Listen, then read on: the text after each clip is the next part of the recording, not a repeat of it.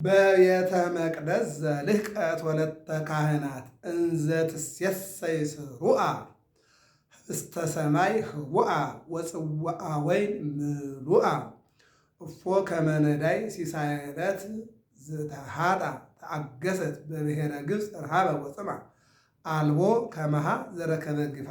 እንደመቤታችን የተገፋ የለም። በስመ አብ ወወልድ ወመንፈስ ቅዱስ አሐዱ አምላክ አሜን። በዓለም ላይ የምትኖሩ ኦርቶዶክሳውያን እግዚአብሔር ልጆች ሰላም እግዚአብሔር ይብዛላችሁ። ኅዳር 3 ቀን እንግዲህ ወር በገባ በ3 የእመቤታችን የቅድስት ድንግል ማርያም ወደ ቤተ መቅደስ መግባት የሚታሰብበት ዕለት ነው። እንደሚታወቀው ያለነው ወርሃ ጽጌ ዘመነ ጽጌ ነው። በዚህ በማሕሌተ ጽጌው ላይ በሰቆቃወ ድንግል ላይ አባ ጽጌ ድንግል አባ ገብረ ማርያም ትልቁ ድርሰት እንግዲህ ጻድቃን ሰማዕታት መላእክት ለድንግል ማርያም ያላቸውን ክብርና ያላቸውን አገልግሎት እንዴት አመስግነው አገልግለው እንዳለፉ የቅዱስ ገብርኤል ሰላምታ ሰላም ብሎ ጸጋን የተመላሽ ወይ ደስ ይበልሽ ብሎ አመስግኗት እኛም ደግሞ ደስ ይበልሽ ብለን እንድናመሰግናት ያደረገበት የምስጋና ቃል ለእኛ አስተማሪ ነው። ኤልሳቤጥ ደግሞ እኔ ወደ አንቺ ልመጣ እንጂ አንቺ ወደ እኔ ምንተኑም ከመ ትምጽእ ሀቤ እሙነ እግዚእ የጌታዬ እናት ወደ እኔ ትመጣ ዘንድ እንዴት ይሆንልኛል ብላ የኤልሳቤጥ የአክብሮት ንግግር ለእኔና ለእናንተ አስተማሪነት በእውነት የድንግል ማርያም አማላጅነት እናትነት ወደ እኛ ይመጣን ዘንድ እኔ ማን ነኝ? ሳሊለነ ቅድስት ብለን እናመሰግናት ዘንድ እኛ እነማን ነን የሚለውን እግዚአብሔር ሊያስተምረን ስለፈለገ ነው። ሉቃስ በዚያ በስዕሏ ያስተማረን፣ ደቅስዮስ በተአምረ ማርያም ያስተማረን፣ ሌሎቹም እንደዚሁ እያንዳንዳቸው ኢሳይያስ 7:14 ላይ ድንግል በድንግልና ብሎ ድንግልነቷን ጽፎ እኛ እንድንማርበት አድርጎልናል። ሙሴ ጸጳጦስን ተበአማን አማናዊቷ እመቤታችን ድንግል ማርያም እኔ ያየው ቅጠል ነው፣ ምሳሌ ነው፣ ነገር ግን አማናዊቷ ከሐና ከኢያቄም ትወለዳለች ብሎ ትንቢት የተናገረላት። ኤልሳ ልውክት ዘኤልሳ እኔ ያየሁት ማሰሮ እነሆ ጨው ምሳሌው ነው። ጨው መድኃኔ ዓለም ነው። ማሰሯ እመቤታችን ናት ምሳሌው። አማናዊው ግን ፄው ዛጣሞ ለንጹሕ ውእቱ ኢየሱስ ክርስቶስ አባ ጊዮርጊስ ዘጋስጫ አልጫውን ነገር ሁሉ ጨው እንደሚያጣፍጠው አልጫውን ዓለም ያጣፈጠው መድኃኔ ዓለም ነው። መድኃኔ ዓለም ደግሞ እንስራ ማሰሮ ከተባለችው ከድንግል ማርያም ልውክት ከሷ ተወልዶ ነው የሚለውን ነው የሚተረጉመው ማለት ነው። ስለዚህ እመቤታችን ወር በገባ በ3 በዓታ ለማርያም ትባላለች። ለምን ከተባለ እንደሚታወቀው ሐናና ኢያቄም በጋብቻቸው ውስጥ በእውነት ያለ ነቀፋ እየሄዱ እግዚአብሔርን ያከብሩ የነበሩ ለእምነታቸው፣ ለሃይማኖታቸው፣ ለሕሊናቸው፣ ለአምልኮታቸው ቀናኢ የነበሩ ነቀፌታ ያልነበራቸው ባለትዳሮች ነበሩ ይልንና ልጅ አልነበራቸውም። እግዚአብሔርን ለመኑት፣ እግዚአብሔር ደግሞ መስጠት ስለሚችል ልጅ ሰጣቸው ይላል። ልጅ ለሌላቸው አሁንም እግዚአብሔር ለሁሉም እንዲያድል መልካም ፈቃዱ ይሆንልን። ነሐሴ 7 ቀን እመቤታችን ተጸነሰች ይላል። ተጸነሰች። ሐና እመቤታችን በጸነሰች ጊዜ የሐና ሰውነት ተአምር ያደርግ ነበረ። ለምን ከተባለ ተአምረኛዋ ድንግል ማርያም በማኅፀነ ሐና ስለነበረች እነሆ ሐናን ያዩ ሁሉ ይደሰታሉ። ሐናን ያዩ ሁሉ ከሕማማቸው ነፃ ይወጣሉ፣ ከደዌያቸው ይፈወሳሉ። ሐናን የዳሰሱ በሙሉ ይሄ እንደተናገረው ሊቁ እንዛሃለው ጸኒሳ ኪያኪ ርጢነ ለገሰስዋ ባቱ ትፌውስ ዱያነ አንቺን ሕፃኗን ጸንሳ በነበረ ሰዓት የዳሰሷት በሙሉ ይድኑ ነበር ይላል። ምን ይደንቃል! የቅዱስ ጴጥሮስ ጥላ፣ የቅዱስ ጳውሎስ ልብስ ሙት ያስነሳ ድውይ ይፈውስ ነበረ። ስለዚህ በእመቤታችንን ተአምር የሐና ሰውነት ምን ያደርግ ነበር? ተአምር ይፈጥር ነበር። ለምን? ተአምረኛዋ ባለ ተአምሯ ድንግል ማርያም በማኅፀነ ሐና ስለነበረች ማለት ነው።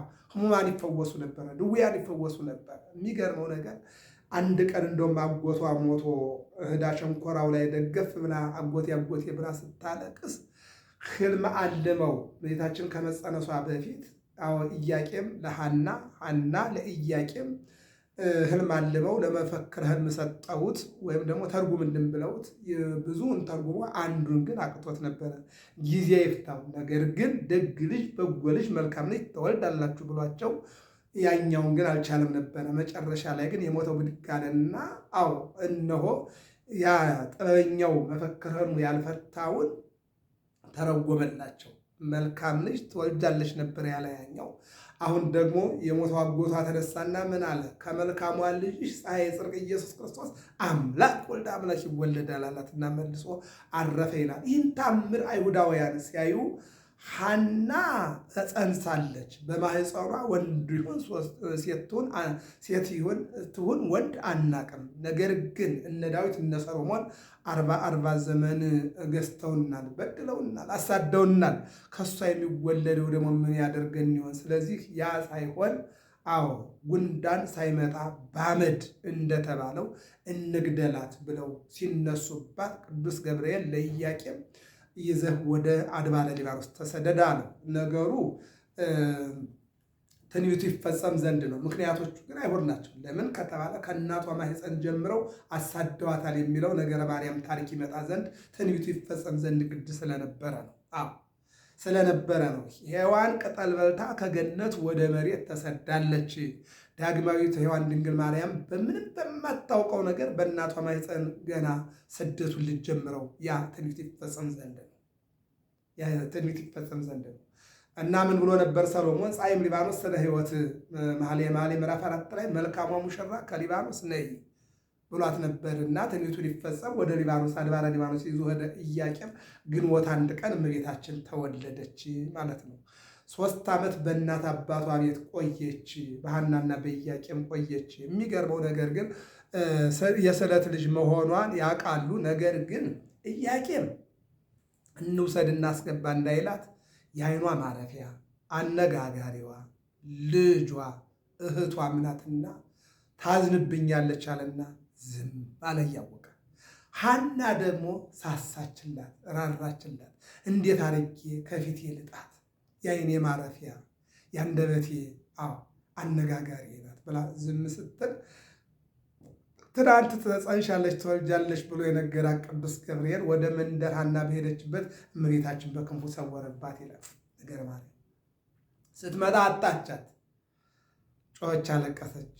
ጨካኝ አይደለምና እኛ ባለንበት ዘመን ሕፃናት እየተሰወሩ የብር መጠያቂያ ሆነው ምንም መግቢያና መውጫ የማያውቁ ሕፃናት እየታፈኑ እየተያዙ የብር መጠየቂያ ሆነዋል። የአባት መግደያ የእናት መግደያ ምክንያት ሆነዋል ልጆች። እና መጣና ሰጣን። ጨካኝ አይደለም ቅዱስ ገብርኤል። በዚህን ጊዜ ነው ለኢያቄም ሄደችና አንተ ኢያቄም አለችው። አቤት አላት። ልጃችን እኮ የስዕለት ልጅ ናት፣ ምን እናድርግ አለችው። እሱ ደግሞ እንዲህ አለ፣ የሰጠ ቢነሳ የለውም ወቀሳ። አንቺን ፈርቼሽ ነው እንጂ እኔ ትዝ ብሎኛል። ግን እንዴት ላድርግ? አነጋጋሪሽ እኔ ውጭ ነው የምውለው፣ ጧት ወጥቼ ማታ ነው የምገባው። ያንቺ ግን የዓይንሽ ማረፊያ ናትና የሳሳሽላት መስሎኝ ነው እንዳታዝኝብኝ ብዬ ነው ብሎ ሲነግራት ወሰዱና ቤተ መቅደስ ለዘካርያስ ሰጡት። ዘካርያስ የምግቧ ጉዳይ የመጠጧ ጉዳይ ሲያስጨንቀውና ሲጨነቅ መልአኩ ፋኑኤል ታኅሳስ 3 ቀን በቤተ መቅደስ በር ላይ የቆመችውን ሕፃን ሰማያዊ ምግብ ሰማያዊ መጠጥ ይዞ መጣና ታቅፎ መተተ ፈጣሪ መልዕልተ ፍጡራን ከፈጣሪ በታች ከፍጡራን በላይ መሆኗን ሊያሳውቅ ከሰማይ ዝቅ አድርጎ ከመሬት ከፍ አድርጎ መካከል ላይ መገባትና ቤተ መቅደስ አስገባ። ዘካርያስ የምግቧ ነገር ከተያዘማ ትግባ አለ። ይህን ነው በቤተ መቅደስ ዘርቀት ወለተ ካህናት። ኢየሱስ ክርስቶስም ቤተ መንግስት ወተክህኖ። ሐናና ኢያቄም ከቤተ መንግስትና ከቤተ ክህነት ናቸው። እመቤታችንን የተወለደችው ከቤተ መንግስትም ከቤተ ክህነትም ነው። እመቤታችን ደግሞ ክህነትን የሚያድል መንግስትነትን የሚፈቅድ የሚሰጥ መድኃኔ ዓለምን እመቤታችንን ወለደች ማለት ነው። ምክንያቱም ክህነትን ብንል መንግስትን ብንል ያለ እግዚአብሔር የሚሆን ነገር ስለሌለ ማለት ነው። ህዝቡ ለእግዚአብሔር ከተመቸው ለህዝቡ የሚመች መንግስት ያስነሳል ይሰጣል እግዚአብሔር። ህዝቡ ከተመቸው ህዝቡን ዝቅ ብሎ የሚታዘዝ ለህዝቡ የሚራራ የሚያዝን ንጉሥ ይሰጣል እግዚአብሔር። ህዝቡ ለእግዚአብሔር ካልተገዛና እግዚአብሔርን ካልታዘዘ ወደ እግዚአብሔር ካልጸለየና ካልለመነ ህዝቡን የሚቀጠቅጥ የሚቀጣ መሪ ይሰጠዋል እግዚአብሔር። ይህን እንግዲህ ዓለምን መጠየቅ እና በቤተ መቅደስ ዘልቀት ወለተ ካህናት የካህናት ልጅ እመቤታችን በቤተ መቅደስ 12 ዓመት ኖረች ይላል። ይህንን አንቀጸ ብርሃን በተባለው ድርሰት ከመዝ ነበርኪ ውስተ ቤተ መቅደስ አንቲ ውእቱ ንጽሕት እምንጹሐን፣ ከንጹሐን ይልቅ ንጽሕት ከቅዱሳን ይልቅ ቅድስት የአቢ ክብራ ለማርያም ኩሎም ቅዱሳን፣ ከቅዱሳን ክብር የድንግል ማርያም ክብር ይበልጣል ብሏል ቅዱስ ኤፍሬም ማለት ነው። ከንጹሐን በላይ ንጽሕት የሆነች እመቤታችን በቤተ መቅደስ 12 ዓመት ስትቀመጥ ወመላእክት ያመጽኡ ወትረ ሲሳይኪ፣ ምግቧን መላእክት ያመጡላት ነበር፣ መላእክት ያነጋግሯት ነበር። ድንግል ታጸንዕ መንገረ ከርሳ ወተሰምዕ ስብሐተ መላእክት፣ የመላእክትን ዝማሬ ዝቅ ብላ በሆዷ ውስጥ ትሰማ ነበር። ድንግል እኮ ወላዱ ፍጡራን ዘናዘዙኪ ያለ መላእክተ ሰማይ ሐወጹኪ፣ እነሆ የዓለም ወጣቶች አላጽናኑሽም አላጫወቱሽም፣ ሰማያውያን መላእክት እየመጡ ይዘምሩልሽ ነበር ይላታል አባ ሕርያቆስ በቅዳሴው። ስለዚህ ምን አለ?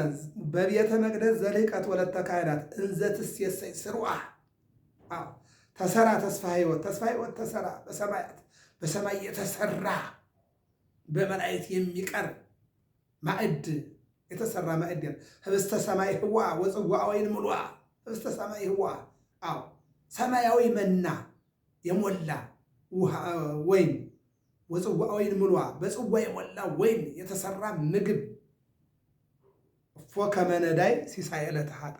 እንዲህ ለእናቱ 12 ዓመት ሙሉ ከሰማይ መና እያወረደ ከሰማይ መጠጥ በጽዋ እየላከ በመላእክት የመገበ አምላክ 3 ዓመት ከ6 ወር 42 ወር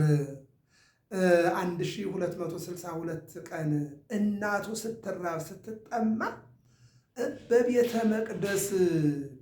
መቅደስ ለእናቱ ሰማያዊ ምግብና ሰማያዊ መጠጥ ያቀረበ አምላክ እንዴት በግብፅ ምድር ለእናቱ የሚበላና የሚጠጣ ለራሱ አጣ ብሎ አባ ገብረ ማርያም ይጠይቃል።